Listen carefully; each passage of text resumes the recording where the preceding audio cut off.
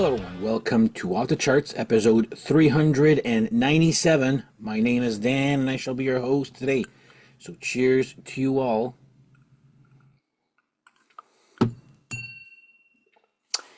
By the way, if you do like this type of content, please like and subscribe. Tell your friends. Hit the little thumbs up and the little bell to be notified when I publish new content like this. So, I did a live stream party where we were listening to some W.A.S.P songs last Saturday, a week ago. And I thought to myself, wait a minute, I've never done a W.A.S.P ranking. So I've got all their albums, mostly all physical, some only digitally, but enough. I've listened to them so much in the last week and all my life, obviously, that I thought that today would be a good time to do an album ranking. Sorry, I had to sneeze there, so I had to press pause. So, yeah, W.A.S.P. I mean, overall, I have a love-hate relationship with W.A.S.P. Mostly with the singer, Blackie Lawless. I still have all their albums. I love their music, most of it. But I've had tickets to go see W.A.S.P 3 times, and all 3 times have been canceled. One for a legit reason, one for a really dumb reason, and one I never found out why. They just never showed up for a certain show. So when it was time, when that third show was postponed and re-put at like almost a year later, I'm like, nope, not going to that one. But they do have some great music here and there. So we'll go and rank their albums from my least favorite to my favorite W.A.S.P album. Now, overall, they don't really have a bad album. Some are different tiers of excellence to borderline okay there. And I'll explain myself for every choice that I will tell you here. So, they do have 15 studio albums, and I'm not doing the greatest hits or the live in the raw or stuff, or I'm not even redoing the re-idolized. I don't even have that there, and I don't plan on buying it here. And I thought to myself, well, might as well do the ranking. I don't think that the albums that I'm missing on vinyl will ever be released on vinyl anytime soon, so we'll see. Anyway, so number 15 in last place, I'm going to put Eldorado. Now, I remember when I got this album, the interview were like, oh, we're just there to have fun and all that. Yeah, this is a fun album, okay?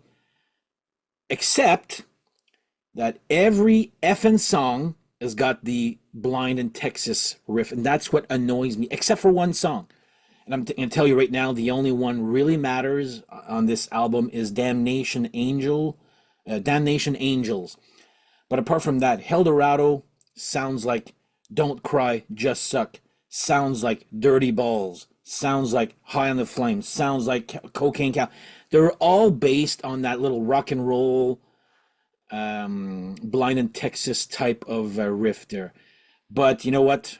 I'm going to give it props for Damnation Angels being the only original, not that the other ones are covers, being the only original songs, as in features some originality there. So W.A.S.P Eldorado in 15th. Next up here, I do not have this as a physical, plus it does not exist on all the albums that I don't own physically is because they don't exist on vinyl, but I had them all digitally. So next up on number 14 would be The Neon God Part 2, The Demise. Sure, it's shorter than The Neon God Part 1, The Rise. When I remember, I had given up on W.A.S.P at that time. I think it was on after Unholy Terror. I'm just like, that's. So I kind of stopped. And I remember seeing the Neon God at the Record Runner for sale. I'm like, oh my God, they're still, like my reaction was they're still around. It's so the Neon God Part 2, and here's the artwork for it, is another one of those concept albums, and I think this was the end of Blackie doing some concept albums because this did not that all of their albums sold well there, but this went really under the radar. Nobody talks about this. Well, these two albums here. The story is like whatever, some guy with special powers, and let's see. I don't even know the story, or I so don't care about it that I don't even know the story. And number 13, well, we'll put the Neon God Part 1, The Rise. The first one is a lot longer than the second one. This was in the CD era, obviously, there.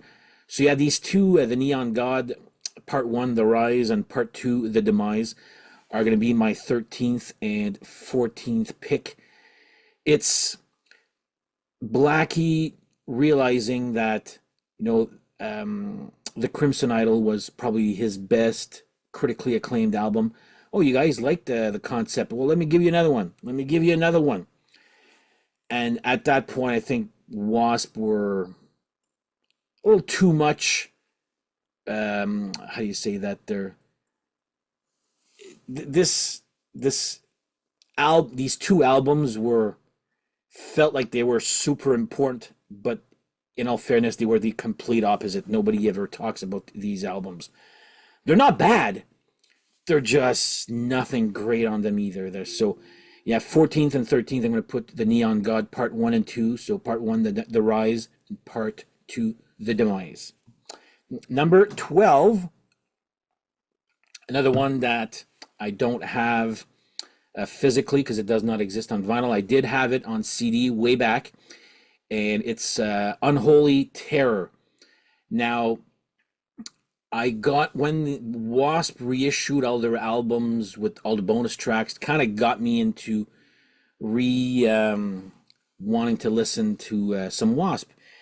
And when this came out, I got it the first week, probably it came out, and I was very underwhelmed. Like, it's not that it's bad, it's just there's not really anything um, like wow. There's no wow factor for me in Unholy Terror. Again, not a bad album, but I mean, there's what Let It Roar, which wasn't too bad. Charisma was actually one of the better songs, but it's nothing compared to other albums they've released after. So not bad, not great either. So Unholy Terror is number 12. Number 11, so I got this one as a physical here.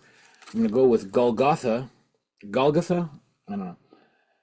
Um, Scream was, I remember when my friend Yan sent me this, go, hey Dan, check out this new Wasp song. It's like the old Wasp. Well, they've been the old Wasp for like a good two albums already. This is the third one. Yeah, Scream's a great one here. Miss You is a great ballad too. But I got a beef with the song Shotgun. And if you listen closely to the intro guitar on Shotgun, it's like finger tapping. There's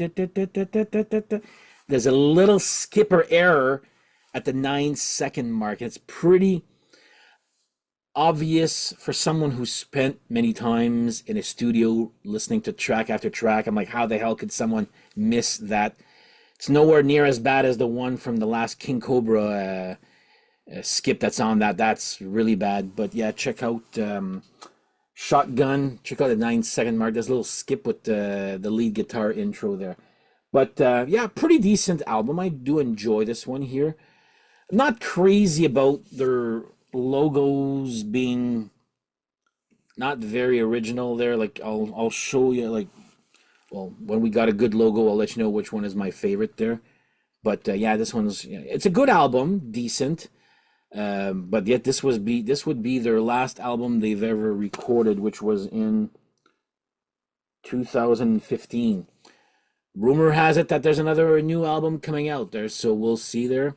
Hopefully it's not a remake of anything they've done in the past there. But anyway, Golgotha. So that's number 11. Number 10, I'm going to go with Babylon. A little bit better than Golgotha.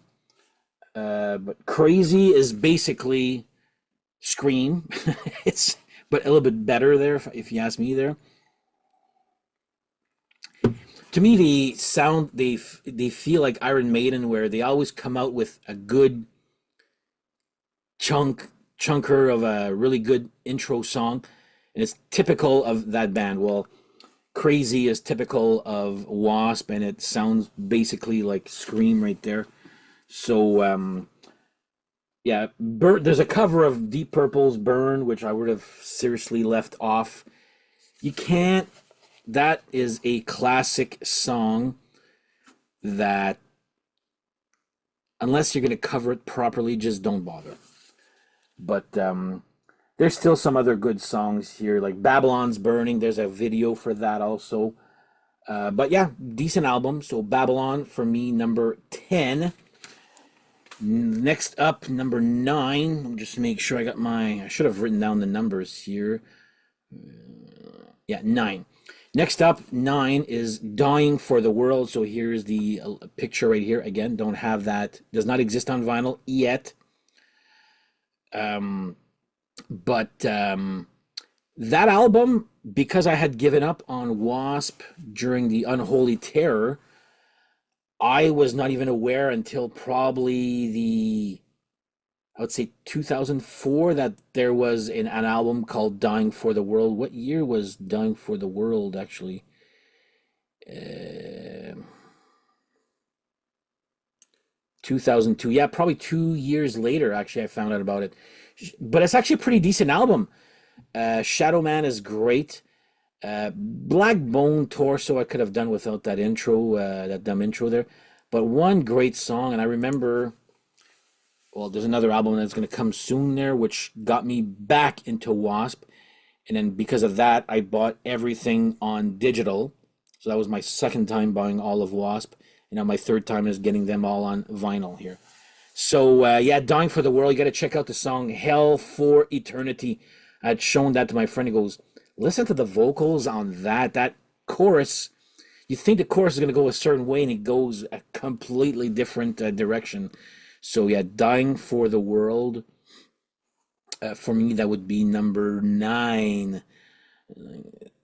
So number 8, again, I do not have this on physical, but still not black enough.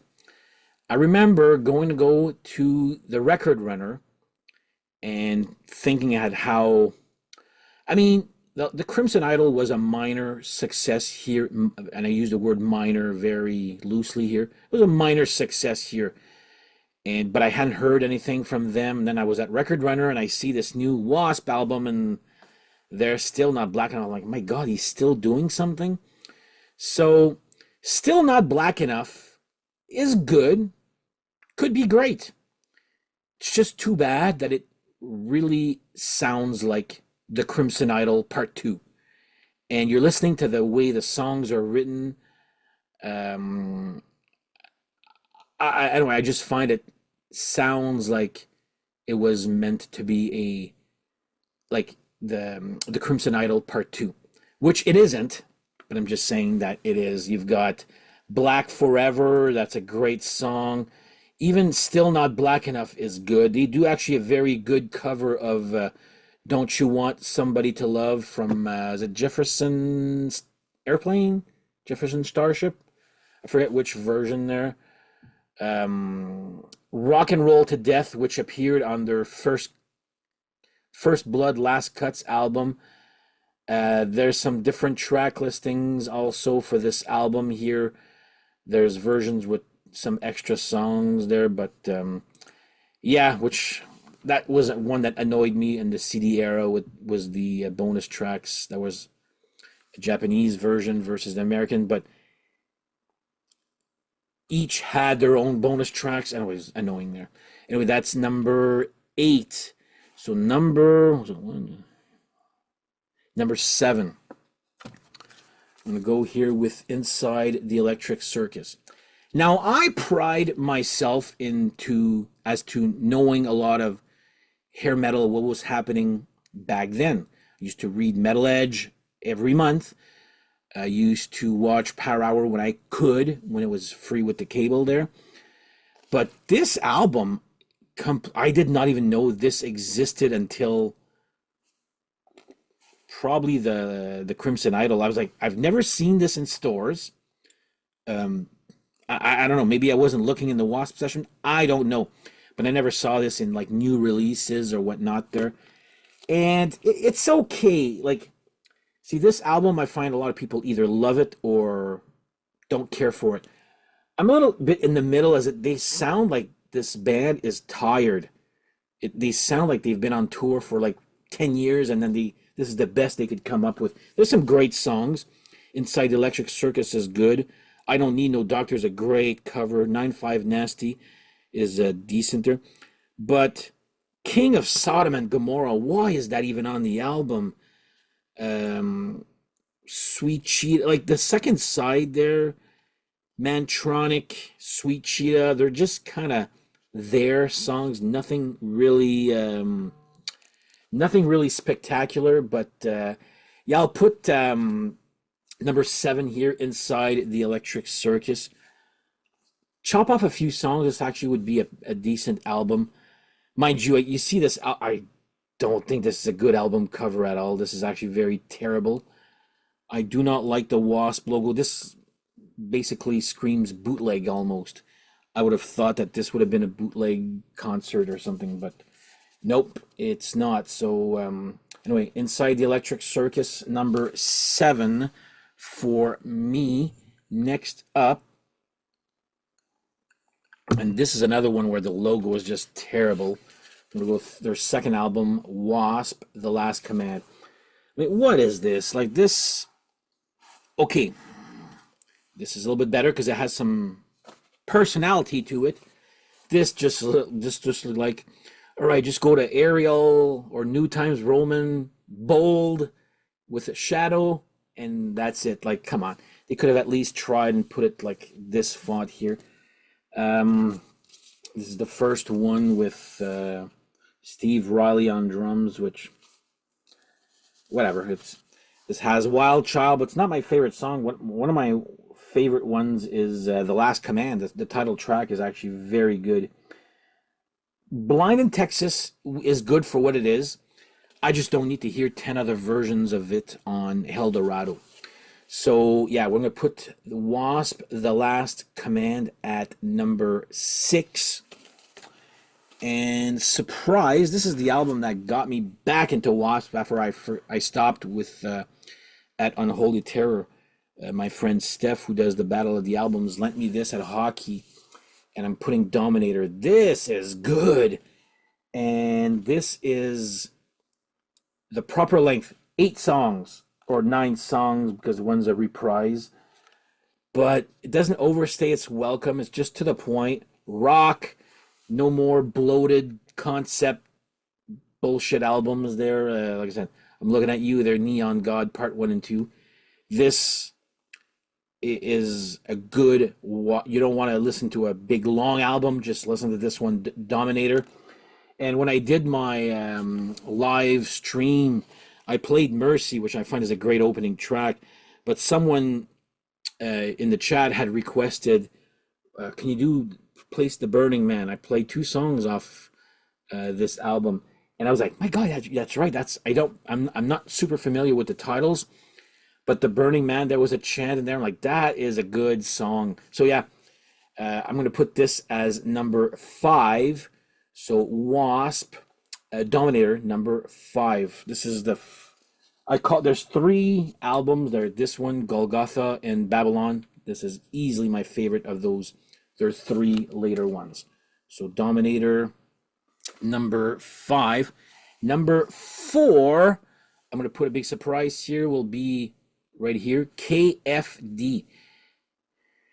Now, in the magazines, they were being like in interviews or articles, or like, oh my God, they're copying Marilyn Manson and this and that. And at first I was like, yeah. But then I listened to Marilyn Manson and I listened to this Wasp. Wasp was way better. I do not like Marilyn Manson like one bit. Okay. This works. This KFD, which means kill, fuck, die. I'm going to say it right now. It's think sure there's some parts that sound a little bit like Nine Inch Nails or um, what Marilyn Manson, but it still feels like a Wasp album. I'm putting this number four, guys. Okay, I really love this album. If you're like me and you don't like really swearing a lot, this album swears a lot, which I find is the sometimes it works, sometimes it doesn't. I was like, okay, I'm like sometimes I'm like okay, relax with the swearing there, Blackie there. But yeah, this was actually the Chris Holmes coming back to the band. We were all pretty excited about that. But yeah, Kill Fuck Die there, yeah, number four. That was a great musical change. I make no apologies for liking that one because it worked. It was great and it worked. Number three, I'm actually going to go with their debut, Wasp, self-titled, which at some places I think was supposed to be called Winged Assassins or is called Winged Assassins in some country. I'm not sure. I didn't really do the research for this there. Why? Because I just thought this up. Like I remember talking about it in my live stream, forgot about it, and I saw the album. Oh yeah, what about Winged Assassins? If anybody out there has a copy of Winged Assassins, let me know. But yeah, this is the album that started it all, and I remember hearing this. Give me a sec there. For the first time in grade 7. I've said this story many times, but our grade 7 teacher, while we were reading books, would let us put cassettes um, to be played while we were reading books, whether it was English or French music. It was always English. Nobody wanted to play French music there.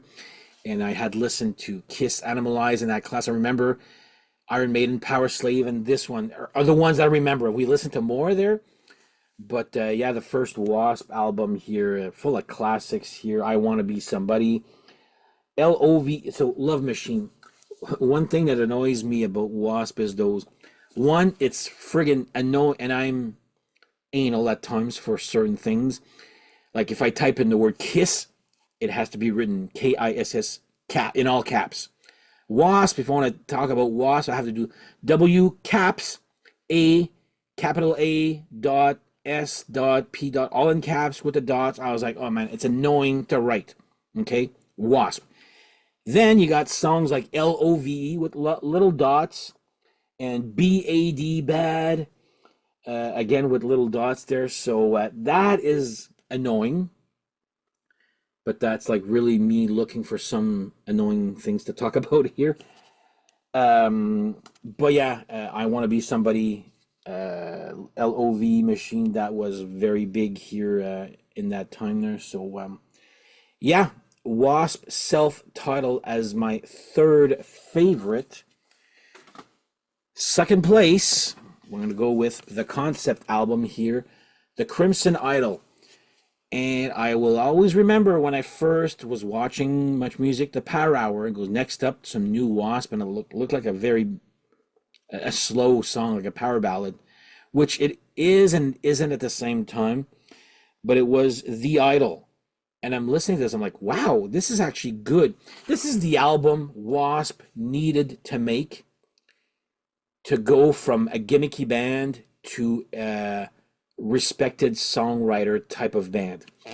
Sure, you have songs like Chainsaw Charlie, Murders in the New Morgue, but yeah, this is a total concept album here. Wasp, The Crimson Idol, and I'm gonna say this one of the better ballads ever done by Wasp here. Hold On to My Heart, great. The Idol and Hold On to My Heart both had videos for this year, but yeah, it's a great album for people who don't like early Wasp. This would be a good one to start if you want Wasp when they are in their critically acclaimed era, as opposed to Fucking Like a Beast or I don't know their what other stuff that they have there. The Torture Never Stops, 9-5 Nasty. Yeah, this is a Wasp for people who don't like Wasp but want to hear something very good metal. Um, slow to really heavy songs there. So Crimson Idol, number 2 for me.